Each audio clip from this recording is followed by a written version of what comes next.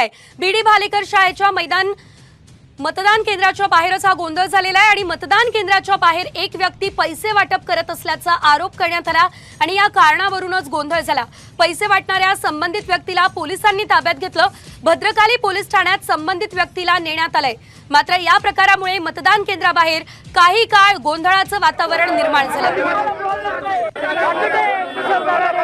या संदर्भात अधिकची अपडेट घेऊयात आमचे प्रतिनिधी अभिजित सोनावणे यांच्याकडून। अभिजित, हा गोंधळ झाला असल्याचं आपण बघतोय, यामागची कारण काय सविस्तर?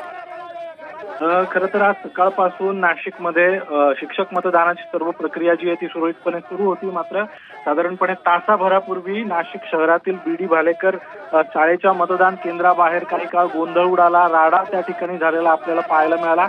एक व्यक्ती जी आहे ती शिक्षक मतदारांना पैसे वाटप असल्याचा संशय आल्यानंतर त्या व्यक्तीची तपासणी केली असता त्या व्यक्तीच्या बॅगेमध्ये पाकिटांमध्ये 500 रुपयांच्या नोटा असल्याचं आढळून आलेलं आहे। संबंधित व्यक्ती जी आहे ती किशोर दराडे यांच्याशी संबंधित असल्याची देखील प्राथमिक माहिती समोर येते। आता पोलिसांनी मतदान केंद्राबाहेरून या व्यक्तीला ताब्यात घेतलेला आहे। नाशिकच्या भद्रकाली पोलीस ठाण्यामध्ये आता संबंधित व्यक्तीला नेण्यात आलेला आहे। त्याची चौकशी आणि तपासणी। धन्यवाद दिलेल्या संपूर्ण माहितीसाठी।